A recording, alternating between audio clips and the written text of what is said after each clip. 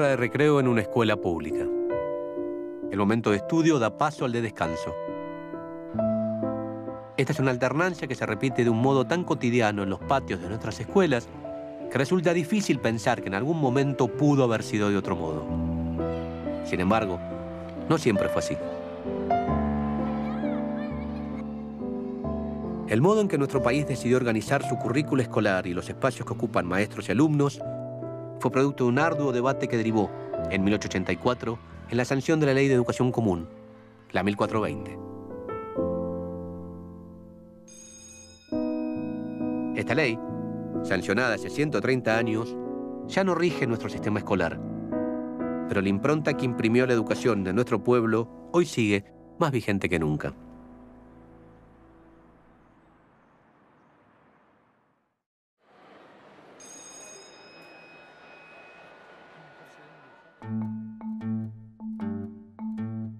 Estas son todas cosas que cayeron en desuso, se fue cambiando bastante. Y ahí está el pibe escribiendo con el plumín que se mojaba y se sacaba. Este frasco es de la tinta porque el portero pasaba todas las mañanas con aquel frasco enorme poniendo la tinta. ¿Ves? Se pone por acá, se da vuelta y sale por ahí. ¿Eso qué es? El de... ¿Qué creen que es? Esto. ¿Qué les parece que es? ¿Para qué creen que se usaba? Para mí, para llevar una cuenta de cosas. Claro, como una tablita de contabilidad puede ser. ¿Ah? A mí me está dando un poquito de miedo. Y haces bien, porque en realidad esto no tiene que ver con geometría. Esto era para castigos corporales, era para pegar a los chicos. Ven que tiene agujeritos, es para que haga vacío y doliera un poquito más. Esto se llama palmeta y para el museo hubo que hacerlo, porque no quedaron muchos de estos objetos, porque la ley 1420 los prohíbe, pasan a ser prohibidos los castigos corporales y afrentosos, y la escuela deja de tener estos objetos para empezar a tener de estos, ¿no? Y uno puede ver cómo entre estos dos objetos está la pelea educativa de entonces, cómo se pasa de una educación del pasado, basada en los castigos, a una educación del futuro, basada en la enseñanza. Piensen que la escuela primaria, después de la ley 1420, no solo va a enseñar a leer, escribir y contar, sino también nociones de geometría, de ciencias, de educación física.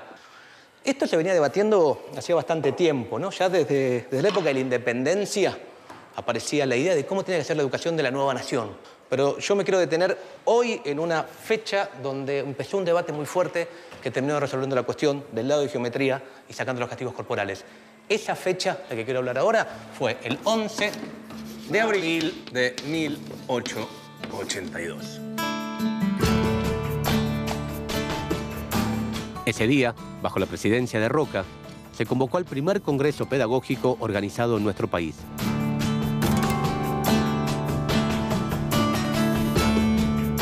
Era un momento crucial en el que se discutió qué tipo de sistema educativo tendríamos los argentinos.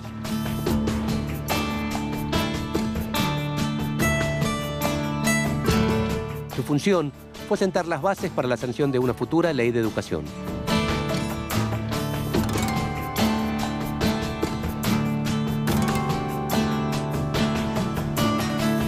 Este congreso se realizó en el marco de la Exposición Industrial, Agrícola y de Bellas Artes, justo acá, en Plaza Miserere.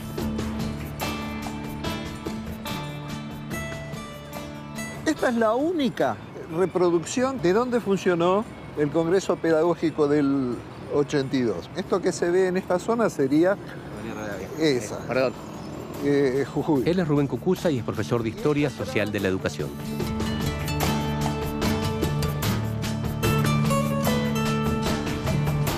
Además, dirigió el Museo de las Escuelas de la Universidad Nacional de Luján.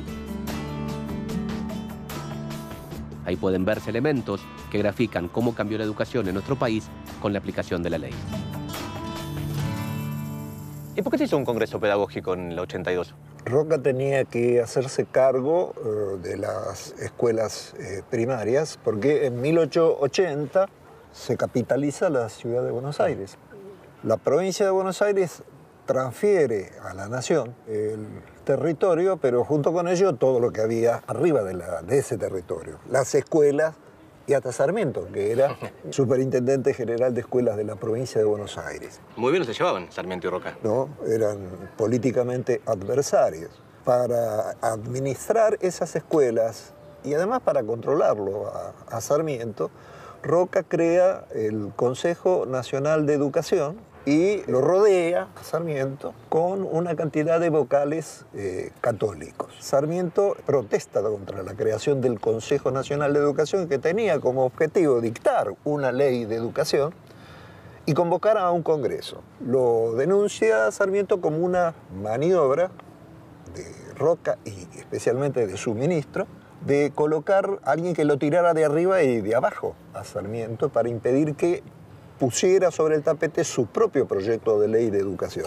El Congreso Pedagógico, convocado por el ministro Manuel de Pizarro, estuvo conformado por 125 educadores, entre representantes de las provincias y municipios, y también contó con representantes de Uruguay, Bolivia, Paraguay, Brasil y Estados Unidos, entre otros países. Aunque Sarmiento fue nombrado presidente honorario del Congreso, no concurrió. De hecho, sostuvo una mirada crítica en editoriales publicadas en el diario El Nacional. Entre otras cosas, Sarmiento cuestionaba la gran cantidad de participantes, sobre todo de maestras de grado. Altísimas cuestiones de Estado y de ciencia serán resueltos por una mayoría de señoras apenas preparadas para la enseñanza de las materias de la escuela primaria. Estas críticas contribuyeron a crear un clima de hostilidad en el Congreso. A pesar de eso, el 11 de abril de 1882, Onésimo Leguizamón condujo como presidente la sesión inaugural del primer Congreso Pedagógico de nuestro país. Si bien la réplica del aula que tiene el museo remite sobre todo a la época colonial, es interesante verla porque su modelo de enseñanza todavía seguía vigente en muchos lugares del país al momento de sancionarse la Ley 1420. Acá no hay aula frontal, no hay pizarrón, no hay mobiliario, no hay hileras de pupitres típicos de las aulas de las escuelas normales de fines del siglo XIX, de las escuelas de la Ley 1420, porque la educación escolarizada se realizaba en forma particular. Un preceptor concurría a la casa de su alumno, salvo en aquellos lugares donde el aprendizaje de las primeras letras se realizaba en un convento o, en este caso, en un espacio cedido por el cabildo. En la medida en que esto era colectivo, si bien no había un mobiliario especial como el que hemos mencionado, algunos muebles encontramos. ¿Esto qué es? Estas son cajas de arena para escribir, porque el papel era muy escaso y muy caro. Entonces era mucho más barato hacerlo acá. La disciplina, que no era lo que se utiliza en nuestros días como un determinado orden en el espacio del aula. La disciplina era un látigo con varias colas que estaba colgada con un clavo, al punto que la amenaza previa al castigo era: os voy a descolgar las disciplinas. Es decir, descolgar las disciplinas significaba amenazar con que voy a azotaros. O sea que importaba mucho más el castigo que las cosas que les enseñaban. El castigo era muy importante. Lo que pasa es que las cosas que se enseñaban eran muy rudimentarias. Era leer, escribir, contar, cálculo y catecismo. No podemos hablar ni siquiera de escuela. Enseñanza de las primeras letras. Recién a fines del siglo XIX, ya en el periodo de la Ley 1420, comienzan a aparecer las lecciones de cosas con objetos y las distintas asignaturas.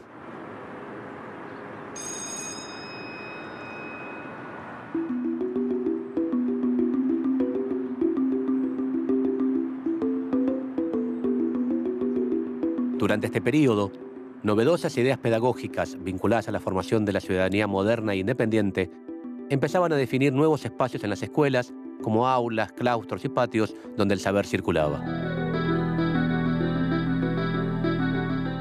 Además, en ese momento, irrumpió una novedad importante. Empezaron a aparecer las asignaturas. Ya no se trataba solamente de aprender a leer, escribir y contar. Estos cambios no se dieron de un modo uniforme en todo el territorio. El Congreso Pedagógico de 1882 fue el lugar en donde se intentó acordar un sistema educativo común que plasmase el ideal de Sarmiento de hacer del país una escuela. Las sesiones del Congreso transcurrieron con la exposición y debate de trabajos previamente encargados a especialistas como Paul Grossac, Marcos Sartre y José Posse. Las temáticas iban desde aspectos generales de la política educativa a otros de orden más cotidiano, como el trabajo en clase. En este sentido, se presentaron estrategias didácticas novedosas, como el método intuitivo o la práctica de tomar lección. Un inspector técnico recomendaba: lo primero es procurar que el niño comprenda la lección. Lo segundo es obligarle a recitar lo que ha retenido con la ayuda de un sencillo texto. Se discutió, por ejemplo, si el contenido curricular debía ser distinto y adecuarse a cada sector social, el lugar de residencia o el género, o si debía ser uno solo para toda la población. Finalmente, pudieron definirse las recomendaciones para la futura Ley de Educación Nacional. Esta tendría que ser común, obligatoria en su nivel primario, graduada, es decir, organizada en cursos o grados agrupados por edades, y gratuita. Si bien en estos puntos centrales se logró llegar a un consenso, se dio un debate en el cual no hubo acuerdo posible. Ese debate fue el de la laicidad, es decir, si se debía enseñar o no contenido religioso en clase. En torno a este tema, las diferencias entre católicos y liberales se tornaron irreconciliables. Generalmente se trata el tema del conflicto entre laicos y liberales como si estos fueran un bloque. El Congreso del Pedagógico del 82 trató muchísimos temas y no solo el problema de la religión, que era el único punto donde efectivamente los liberales se emblocaban contra los católicos y los católicos, que tampoco eran un bloque homogéneo, se emblocaban contra los liberales. No obstante esto, las disputas entre liberales y católicos llevan a Roca en un determinado momento a pensar en la disolución del Congreso Pedagógico. Esta disputa entre sectores liberales y católicos se vivió intensamente entre los intelectuales de la época. Los católicos sostenían que una educación pública sin religión sería una educación atea que produciría la catástrofe moral en la población. Ellos creían que una escuela sin Dios bajaría el nivel de civilización del pueblo argentino. Los liberales, encabezados por el ministro de Justicia, Culto e Instrucción Pública, Eduardo Wilde, creían que la enseñanza de religión en las aulas significaría un retroceso. Nos hundiría en el atraso y la intolerancia, y ahuyentaría y excluiría a los extranjeros, y por consiguiente sería un factor negativo en relación al progreso de la joven nación que se pretendía consolidar.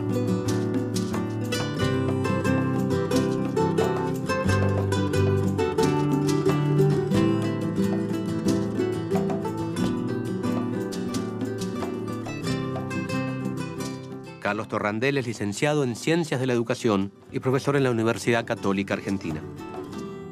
¿Cuál fue la participación de los católicos en el Congreso Pedagógico del 82 y después en el debate en la ley? Bueno, el catolicismo apoya el proyecto de Roca a la presidencia y se incorpora de alguna manera en el gobierno a través de distintos laicos más comprometidos con la Iglesia que participaron en los primeros años del gobierno de Roca. En ese contexto hay un momento en el cual Roca toma la decisión de, en algunos temas, enfrentarse con las posiciones católicas, y uno de esos temas es precisamente el de la educación. ¿Y el motivo por el cual los católicos se retiran del Congreso Pedagógico del 82? El catolicismo se opone básicamente porque hasta ese momento no había sido claramente un tema de debate. Esto, para mí, y creo que puede probarse, es una operación ideológica de una élite determinada sobre el tema. No había una necesidad de debate sobre ese tema, a nuestro modo de ver, porque claramente había una optatividad en la elección de los padres sobre si querían que sus hijos fueran a la educación religiosa o no. De hecho, en el debate de la ley de 1420, hacia el final, Achával Rodríguez, que es un diputado católico que enfrenta desde la posición católica esta ley, lo que sostiene es que hasta la Iglesia estaría dispuesta a aceptar que se pudiera brindar cualquier tipo de religión en la escuela siempre que se reconociera la dimensión religiosa del ser humano dentro del currículum oficial. Y ahí es el gran tema con el laicismo, hasta dónde la religión forma parte de la cultura y puede incorporarse también a la escuela, o hasta dónde hay lugares en donde, bajo una supuesta neutralidad, que todos sabemos que es imposible, la religión es dejada de lado y por lo tanto en realidad se hace una opción paradójicamente de retroceso a la era colonial, de imposición desde el Estado de una manera de ver, aunque antes sería la católica y hoy sería más bien una forma laica de pensamiento con sus características particulares. En esa versión el Estado parece que es algo que va contra la gente a la cual le impone cosas. Yo tendría que ver el Estado también como el lugar, el garante de cierto bienestar general. No es algo que le impone, no es una máquina impositiva. Indudable. Digamos, el Estado está constituido por una voluntad popular que determina que el Estado sea así y no de otra forma, digamos. Claro, pero no claramente en esa política llevada adelante por Roca en los 80 no es que estaba representando los intereses populares. No vas a decir que el Estado de los 80 era el Estado democrático. No estoy diciendo eso, no estoy diciendo eso, estoy claro, era un Estado en manos de la oligarquía. Bueno. De todas maneras, digo, además... O sea, si estaba en manos de la oligarquía para... yo lo que ahí veo en la discusión historiográfica es, si estaba en manos de la oligarquía para todos los demás temas, ¿por qué para este tema...? Por el mismo motivo que no se puede hablar del catolicismo, como bien dijiste vos, como un bloque, tampoco se puede hablar del Estado como un bloque. No, sin duda. Digamos, o sea, también digamos, es lo mismo. O sea, si yo estoy de acuerdo con vos, del catolicismo no se puede hablar como un bloque. Tampoco del Estado.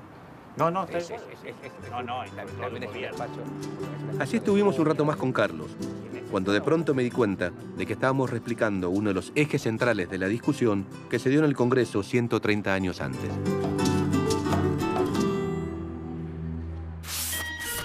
El debate en torno a la cuestión religiosa en las escuelas escondía fuertes tensiones en el seno de la clase dominante. El presidente Roca consideraba beneficioso que la educación fuera laica para establecer relaciones con otras naciones del mundo y a su vez incentivar la inmigración y fundar un país más tolerante que permitiera el libre pensamiento. Pero esto no se correspondía con los intereses de los sectores católicos más conservadores que participaban del Congreso Pedagógico. La no inclusión de la religión desató la furia de los partidarios de la Iglesia, como Juan Manuel Estrada, Adolfo Van Gelderen y Pedro Goyena, quienes decidieron abandonar el Congreso. Esto derivó en el retiro de 15 congresistas católicos que esperaban ser apoyados por otros participantes, en especial por las maestras mujeres. Pero las maestras presentes apoyaron su continuidad.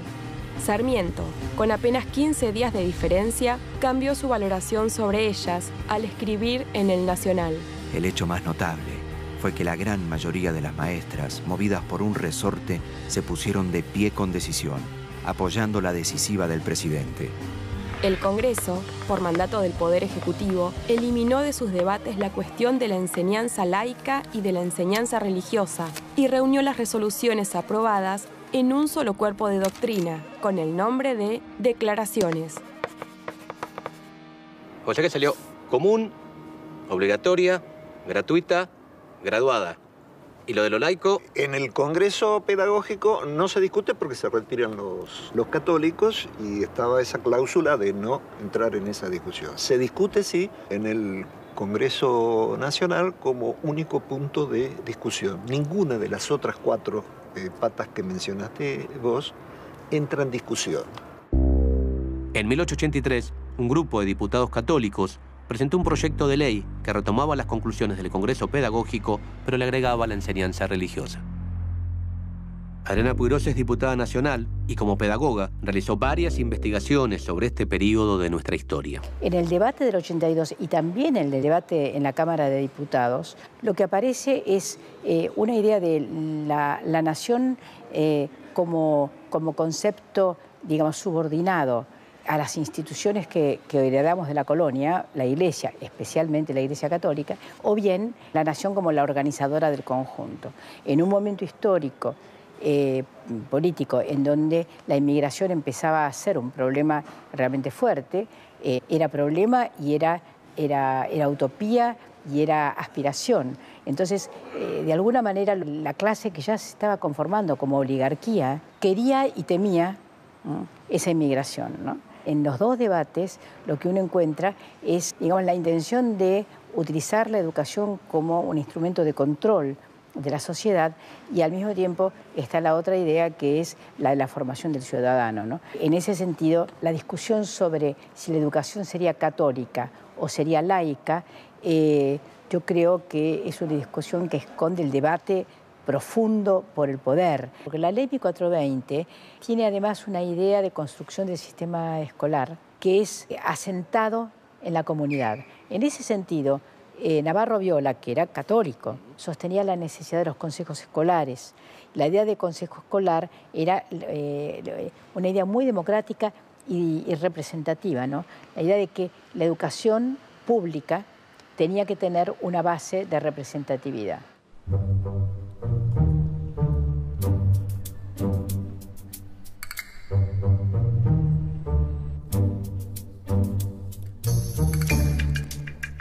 De abril a junio, 1884. Buenísimo. Tengo una pregunta más. ¿La ley 1420 estará acá? No, acá no la tenemos. Ok, muchas gracias.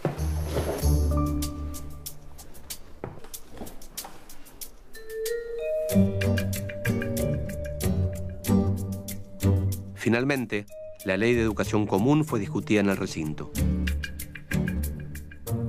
Como era de esperar, cuando llegó el momento de tratar el tema de la religión en la escuela, se dieron los mismos debates encendidos del Congreso Pedagógico. La Constitución argentina es tolerante. La escuela tiene que ser necesariamente tolerante. Y esa palabra, neutro, es un eufemismo para evitar la palabra directa, ateo. Las voces a favor y en contra se hicieron oír con un énfasis que por momentos rozaba la virulencia. La moral es independiente de la religión. La enseñanza de ella sin el de la religión es posible. La Constitución ha proclamado la libertad más absoluta de la conciencia para los ciudadanos. La escuela no puede venir a alterar los principios de la Constitución. Antes que nada, católico. Antes que nada, ciudadano.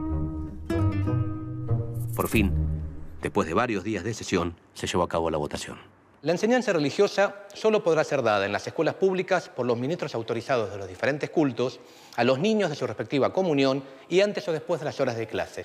O sea que terminó triunfando la posición liberal y tolerante en el gran debate. La ley también dice otras cosas, ¿no? Dice que la educación tiene que ser obligatoria, gratuita, gradual, que son tres características que con el paso del tiempo y con idas y venidas cada vez fueron avanzando más.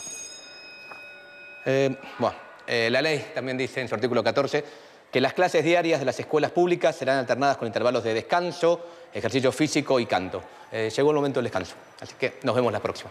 Vayan. Chao. Nos vemos.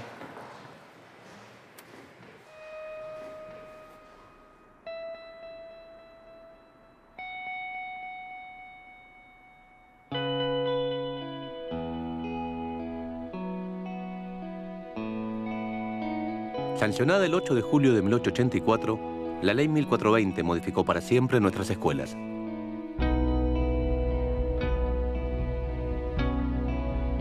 Desde su estructura física hasta lo que iba a ser aprendido en sus aulas.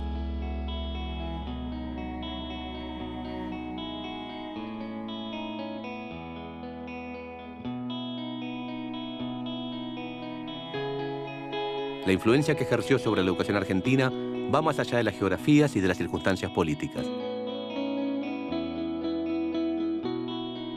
Esto es tan cierto que, aún hoy, sus conceptos rectores siguen vigentes.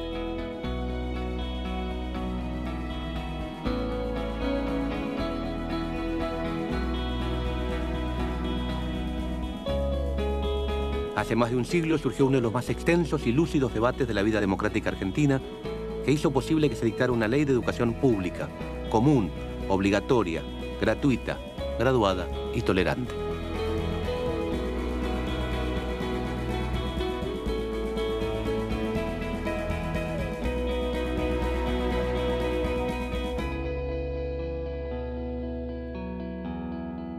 Como instrumento normativo, fue una ley que garantizó derechos básicos para la población y que contribuyó, como pocas, a la construcción de un sentido de pertenencia y de identidad nacional.